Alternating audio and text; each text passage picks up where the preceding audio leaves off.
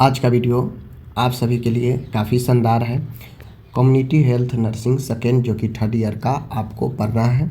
काफ़ी अच्छा टॉपिक है वाइटल स्टैटिक्स। वाइटल स्टैटिक्स का मतलब होता है जैव सांख्यिकी, ठीक है ना। आप लोग इसको जानेंगे वाइटल स्टैटिक्स, इसके उद्देश्य, इसके घटक और वह कौन कौन से वाइटल स्टैटिक है जहाँ से जानकारियाँ मिलती है। एक क्वेश्चन अक्सर 5 नंबर में पूछे जाते हैं वाइटल स्टैटिक्स के बारे में। तो चलिए आज की इस वीडियो को देखते हैं। और आप थर्ड ईयर के किसी भी स्टेट से एग्ज़ाम देने वाले हैं जीएनएम का, तो आपके लिए महत्वपूर्ण है, ठीक है। चलिए, कहता है वाइटल स्टैटिक्स होता क्या है, ठीक है। देखिए, वाइटल मतलब होता है जैव और स्टैटिक्स मतलब होता है आंकड़ा सांख्यिकी।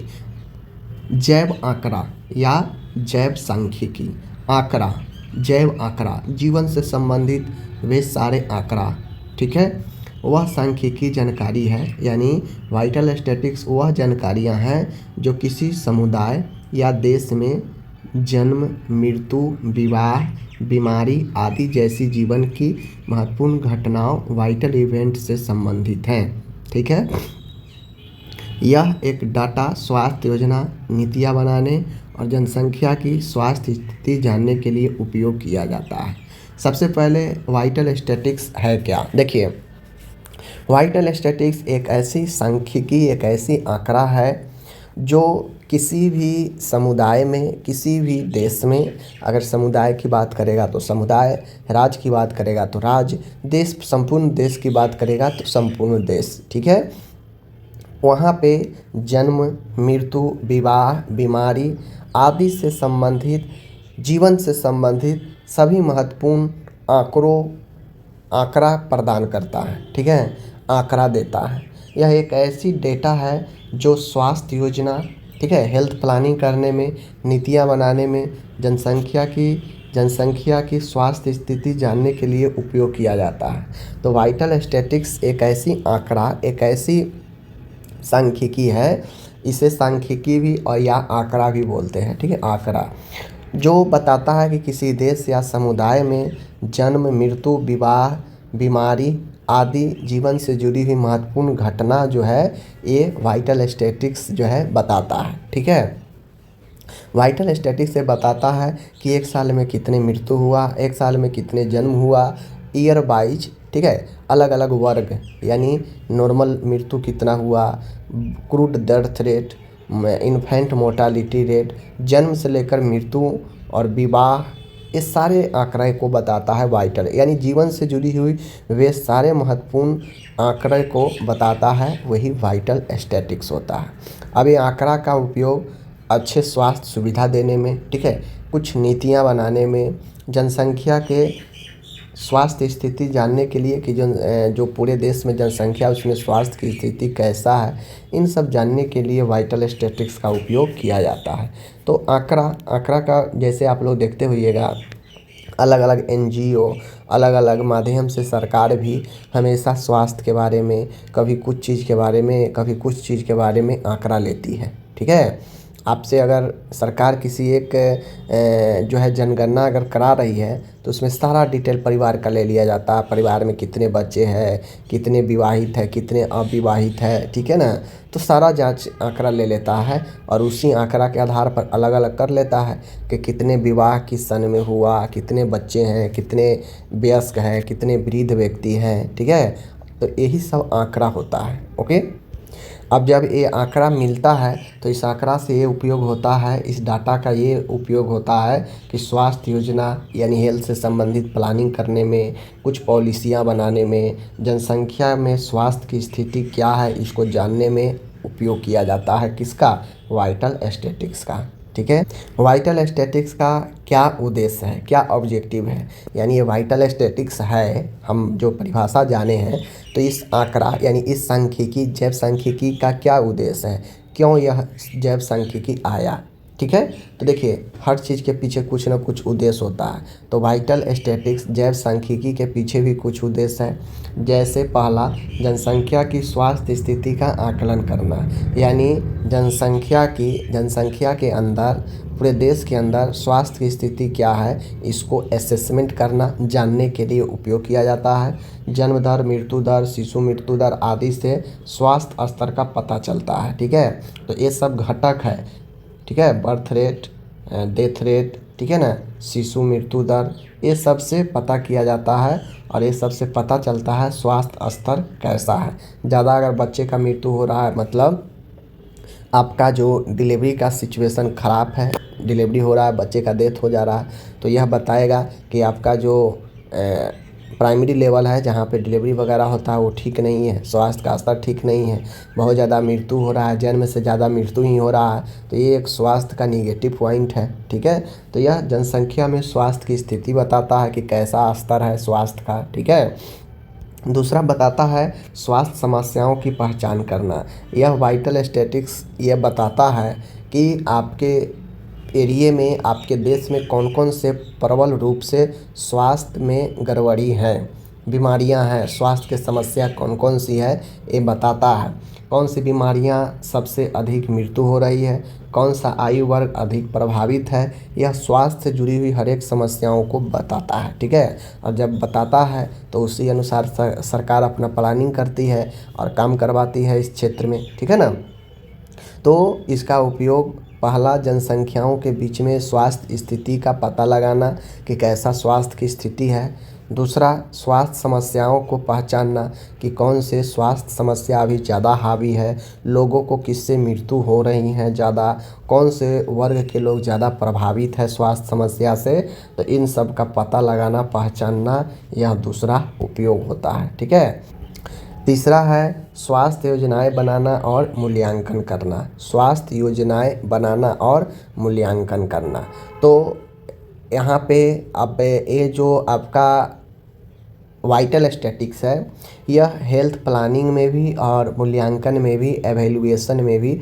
मदद करता है। ठीक है, जैसे टीकाकरण कार्यक्रम, मातृ शिशु स्वास्थ्य कार्यक्रम, तो ये अलग अलग जो योजनाएं हैं, कार्यक्रम है स्वास्थ्य के क्षेत्र में, उसको योजना बनाने में और उस कार्यक्रम का जो आउटपुट आ रहा है, मूल्यांकन यानी जो रिजल्ट आ रहा है, कैसा आ रहा है, कैसा प्रभाव पड़ रहा है इस कार्यक्रम का, ये सब जो है वाइटल स्टैटिक्स भी बताता है। ठीक है ना, तो वाइटल स्टैटिक्स योजना बनाने में तो मदद करता ही है, इसका एक उद्देश्य भी है, साथ में यह मूल्यांकन भी जो है करता है। ठीक है ना, यह मूल्यांकन भी करता है कि क्या स्थिति है, कैसे कौन सा प्रोग्राम सफल रहा, कौन सा विफल रहा, ये वाइटल स्टैटिक्स बताता है। ठीक है, आगे है जनसंख्या वृद्धि का अध्ययन करना। ये आपका vital statics birth rate, death rate, growth rate से जनसंख्या परिवर्तन का पता चलता है। अब ये सब महत्वपूर्ण कंपोनेंट है। ठीक है ना, ये वाइटल स्टैटिक्स का जन्म दर, मृत्यु दर, ठीक है, वृद्धि दर, ये सब एक कंपोनेंट है, घटक है किसका, वाइटल स्टैटिक्स के, जिसके जरिए ये पता चलता है कि जनसंख्या में कितना मृत्यु हो रहा है, कितना जन्म हो रहा है, कितना वृद्धि हो रहा है, मतलब कितना परिवर्तन हो रहा है जनसंख्या में, ये सब पता चलता है। जनसंख्या वृद्धि के अध्ययन करने में भी मदद करता है वाइटल स्टैटिक्स। ठीक है, आगे है संसाधनों की योजना बनाना। जो रिसोर्सेज है हेल्थ सेक्टर में उसको जो है कैसे इम्प्लीमेंट किया जाए, कैसे लोगों के तक पहुंचाया जाए, ठीक है, किस क्षेत्र में किसका ज़्यादा ज़रूरत है, ये सब संसाधनों की योजना बनाने में भी मदद करता है। अस्पताल, पीएचसी, स्वास्थ्य कर्मियों की आवश्यकता तय करना, ये सब जो है आपको ये वाइटल स्टैटिक्स ये का एक उद्देश्य भी है कि यह संसाधनों को योजना बनाता है। ठीक है ना, जो जो चीज़ें की ज़्यादा ज़रूरत जिस एरिया में है वहाँ पर ज़्यादा पहुँचाया जाए उसको, तो ये संसाधनों की योजना बनाना, यह सब जैसे अस्पताल हो गया, पीएचसी प्राइमरी हेल्थ केयर हो गया, और स्वास्थ्य कर्मियों की क्या क्या आवश्यकता है, ये सब जो है संसाधनों से जुड़ी हुई योजना बनाने में भी मदद करता है। अगर बेहतर संसाधन रहेगा तभी तो बेहतर स्वास्थ्य का हम लोग उम्मीद कर सकते हैं ना, तो इसलिए यह संसाधनों का भी योजना करता है। संसाधन में सारा व्यवस्था आ जाता है, ह्यूमन रिसोर्सेज आ जाता है, ठीक है ना, मॉडर्न टेक्निक आ जाते हैं, सारी चीज़ आ जाता है, तो ये आपका संसाधनों की योजना भी एक काफ़ी ज़बरदस्त इसका उद्देश्य है। ठीक है, चलिए, पाँचवा तो संसाधनों की योजना बनाना बता दिए। छठा है राष्ट्रीय एवं अंतर्राष्ट्रीय तुलना करना। अब हमारे देश का जन्म दर क्या है, मृत्यु दर क्या है, अगर ये सब वाइटल स्टैटिस्टिक्स पता है तो इसका उपयोग हम अपने राष्ट्र और अंतर्राष्ट्रीय जो अभी समय है स्वास्थ्य है उसके बीच में हम लोग कंपैरिजन कर सकते हैं और ये देख सकते हैं कि हमारे देश का स्वास्थ्य का क्या हालात है और अन्य देशों में क्या हालात है। ठीक है, WHO के मानकों से तुलना करना। अब पूरे इंटरनेशनल लेवल का स्वास्थ्य ऑर्गेनाइजेशन WHO हर एक देश का डाटा अपने पास जो है कलेक्ट रखता है, हर एक चीज़, मृत्यु दर, कौन से बीमारी से कौन सा वर्ग ज़्यादा प्रभावित है, ठीक है, तो ये सब रखता है। तो उस WHO के जो मानकों है उससे तुलना करने में मदद मिलता है। कंपैरिजन करने में भी वाइटल स्टैटिस्टिक्स, ये जो आंकड़ा है वाइटल आंकड़ा, जैविक आंकड़ा, ये मदद करता है कंपैरिजन करने में भी। ठीक है, दूसरा है कानूनी एवं प्रशासनिक उपयोग। जन्म प्रमाण पत्र, मृत्यु प्रमाण पत्र, विवाह पंजीकरण। अब ये वाइटल स्टैटिस्टिक्स पता करना है तो इसके लिए ज़रूरी कुछ चीज़ें होता है। सरकार कहाँ से पता करती है कि कितने लोग किस साल जो है मृत्यु हुआ, कितने लोगों को कितना जन्म हुआ, तो ये पता करती है सरकार। आपको पता है कि केंद्र सरकार का पोर्टल है, जन्म प्रमाण पत्र, मृत्यु प्रमाण पत्र, विवाह प्रमाण पत्र भी बनता है, मैरिज सर्टिफिकेट। तो ये सब प्रमाण पत्र से ही सरकार को पता चलता है कि कितना, जन्म प्रमाण पत्र से जन्म का पता चलता है, ठीक है, मृत्यु प्रमाण पत्र से मृत्यु का पता चलता है। तो सरकार को यही सब आंकड़ा से पता चलता है जिससे जो है कानूनी और प्रशासनिक उपयोग में भी उपयोग होता है। अब मृत्यु दर हो, मृत्यु प्रमाण पत्र हो, जन्म प्रमाण पत्र हो, विवाह प्रमाण पत्र हो, विवाह पंजीकरण हो, इस सब का उपयोग कहीं कहीं समय समय पर कानूनी और प्रशासनिक उपयोग में भी होता है। ठीक है, तो ये सारी चीज़ जो है आपको समझना होगा। तो ये सब वाइटल स्टैटिस्टिक्स का उद्देश्य है, जहाँ पे इन उद्देश्यों के लिए जो है वाइटल स्टैटिस्टिक्स कलेक्ट किया जाता है। ठीक है, अब मैंने जो आपको पढ़ाया वाइटल स्टैटिस्टिक्स के उद्देश्य 1 से 7 तक, तो ऐसी बात नहीं है कि 1 से 7 तक आपको सीरियल लिखना है, पहले पॉइंट याद रखना है। 1 से 7, 5 जितना याद रख सके, कोई भी कहीं लिखिए, कोई दिक्कत नहीं है। ठीक है, अब हम लोग पढ़ेंगे घटक कि वाइटल स्टैटिस्टिक्स के कौन कौन से घटक है जिसका इस्तेमाल हम लोग करते हैं आंकड़ा निकालने में। तो वाइटल स्टैटिस्टिक्स के महत्वपूर्ण घटक में आता है बर्थ, जन्म से जन्म का पता चलता है। ठीक है ना, जैसे जन्म दर कितना है, वृद्धि कितना है, ये सब जन्म से पता चलता है।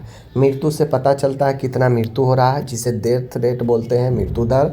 विवाह से हम लोग विवाह कितना एक साल में विवाह हुआ, लो नए विवाह हुआ, ठीक है, इससे पता चलता है। कितने तलाक हुआ, ठीक है, फीटल डेथ यानी शिशु मृत्यु दर कितना हुआ, फीटल दर कितना हुआ, तो इस सब से जो है आपको भ्रूण की हत्या 1 साल में कितना हो गई, ठीक है, 1 साल में मृत्यु कितना हुआ, मृत्यु में बच्चे का भी मृत्यु आता है, शिशु मृत्यु दर भी आता है, जन्म में शिशु जन्म दर क्या है, वृद्धि क्या है, ये सारा चीज़ वाइटल स्टैटिस्टिक्स है, जहाँ से हमें आंकड़े का पता चलता है।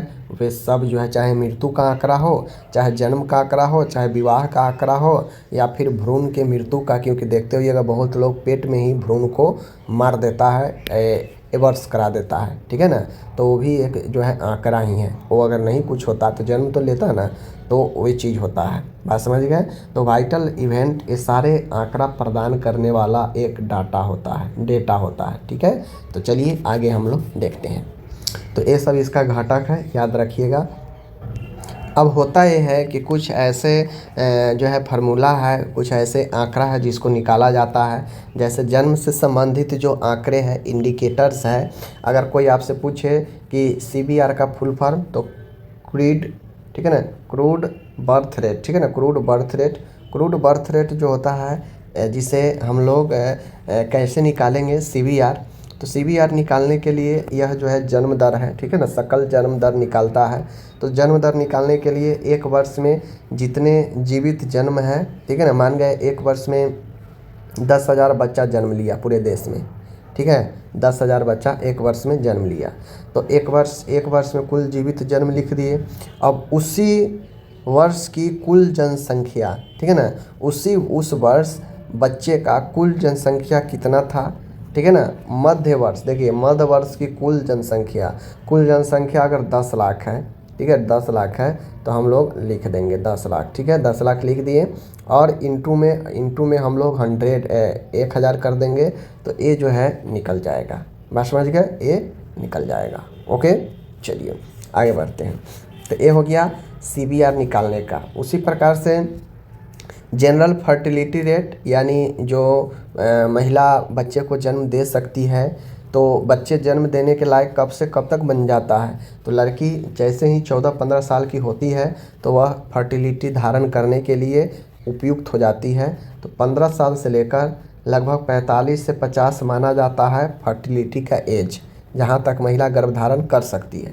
तो 15 से लेकर 50 वर्ष की महिलाओं की संख्या कितना है नीचे लिखेंगे, और एक वर्ष में कुल जीवित जन्म कितना हुआ है वो लिखेंगे। ठीक है, तो एक वर्ष में कितने लड़की का टोटल जन्म हुआ है, और नीचे में 15 से 49 वर्ष के महिलाओं की संख्या क्या है वो लिखेंगे, और इंटू में 1000 कर देंगे, तो आपका जनरल फर्टिलिटी रेट निकल जाएगा। ठीक है, टोटल फर्टिलिटी रेट, तो एक महिला अपने जीवन काल में औसतन कितने बच्चे को जन्म देगी, यह टोटल फर्टिलिटी रेट हो जाता है। बात समझ गए।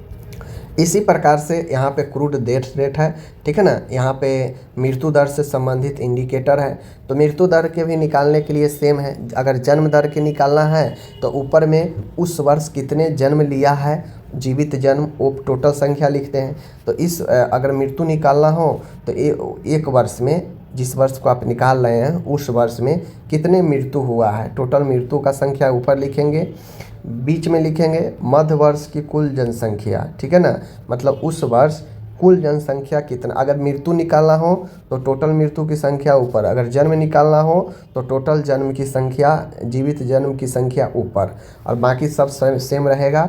टोटल जनसंख्या इंटू में 1000। ठीक है, चलिए अगर हमको इन्फेंट मोर्टालिटी रेट निकालना हो, इन्फेंट मतलब क्या होता है, शिशु जिसकी एज 1 वर्ष से कम हो, 1 वर्ष या उससे कम हो। देखिए इन्फेंट मोर्टालिटी निकालने के लिए 1 वर्ष से कम आयु के बच्चों की मृत्यु, इन्फेंट मोर्टालिटी रेट यानी शिशु मृत्यु दर। ठीक है, तो शिशु मृत्यु दर निकालने के लिए 1 वर्ष तक ही शिशु होता है, तो 1 वर्ष तक के बच्चे के कितने की मृत्यु हुई है उस साल, वो हम लिखेंगे।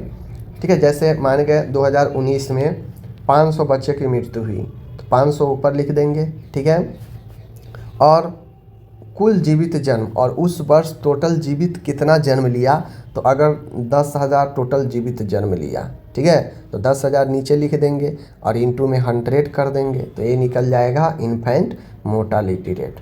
मैटरनल मोर्टालिटी रेट यानी मातृ मृत्यु दर, तो ऊपर में हम लोग लिखेंगे मातृ मृत्यु दर। ठीक है, मातृ मृत्यु यानी कितने महिला का डेथ हो गया, नीचे में लिखेंगे कुल जीवित जन्म यानी कुल बच्चे कितना जन्म लिया, जहाँ पे महिला को कोई दिक्कत नहीं हुआ तो उसका संख्या नीचे लिख देंगे। मान गए एक महिला 10,000 महिला में से 500 महिला का जन्म देने समय मृत्यु हो गया, ठीक है 500, लेकिन जीवित जन्म उस साल कितना ले लिया, तो 9500। ठीक है, 9500 जीवित ले लिया, जीवित जन्म, और इंटू में हम लोग कर देंगे, यहाँ पे देख लीजिए। ठीक है, 1000, ये 1000 होगा। ठीक है, चलिए अब कहता है एनएमआर नियोनेंटल मोर्टालिटी रेट, नवजात शिशु जो है मृत्यु दर, तो 28 दिन के अंदर होने वाली जो भी मृत्यु होती है सब नवजात मृत्यु में ही आता है। ओके, अब आता है कि source of vital statics. Vital statics हम लोग कहाँ कहाँ से ले सकते हैं, तो देखिए वाइटल स्टैटिक्स का जो स्रोत होता है हम लोग ये आंकड़ा कहाँ कहाँ से ले सकते हैं, तो आंकड़ा हम लोग सिविल रजिस्ट्रेशन सिस्टम CRS है, केंद्र सरकार का पोर्टल, जहाँ से जन्म और मृत्यु प्रमाण पत्र अनिवार्य रूप से बनना है और बनता है, लोग आवेदन करते हैं जन्म के बाद या मृत्यु के बाद, तो आप यहाँ से ले सकते हैं। ठीक है, जन्म एवं मृत्यु प्रमाण पत्र पोर्टल से। ठीक है, जनगणना से आप जो है ले सकते हैं आंकड़ा, जो हर एक 10 वर्ष पर होता है। तीसरा है सैंपल रजिस्ट्रेशन सिस्टम SRS, जन्म एवं मृत्यु का नमूना आधारित डेटा यहाँ से ले सकते हैं। हेल्थ सर्विस करा सकते हैं, NFHS DLHS आदि के द्वारा हेल्थ सर्वे होता है। हॉस्पिटल रिकॉर्ड से पता कर सकते हैं। तो वाइटल स्टैटिक्स स्रोत जो होता है वह केंद्र सरकार का पोर्टल है जन्म मृत्यु का, वहाँ से पता हो सकता है, जनगणना से पता हो सकता है, रजिस्ट्रेशन सिस्टम से पता हो सकता है, हेल्थ सर्वे से पता हो सकता है, हॉस्पिटल रिकॉर्ड से पता हो सकता है। ठीक है, तो ये सब जो है आपके स्रोत है जहाँ से आपको वाइटल स्टैटिक्स आंकड़े मिल सकता है। अब वाइटल स्टैटिक्स का यूज कहाँ कहाँ पे होता है, तो देखिए अभी ऊपर मैंने पढ़ा दिया कि वाइटल स्टैटिक्स का उपयोग स्वास्थ्य नीति पॉलिसी बनाने में, परिवार नियोजन कार्यक्रम यानी बहुत सारे कार्यक्रम है उसमें उपयोग होता है, मातृ एवं शिशु स्वास्थ्य सुधार में, महिला और बच्चे के स्वास्थ्य को सुधार में, महामारी को कंट्रोल करने में, ठीक है, संसाधन वितरण में यानी जो रिसोर्सेज है उसको अलग अलग विभागों में डिस्ट्रीब्यूट कर सके, ये सब जो है आपको वाइटल स्टैटिक्स का जो है उपयोग होता है। ठीक है, तो चलिए मिलते हैं अगले वीडियो में, अपना ख्याल रखिएगा, धन्यवाद।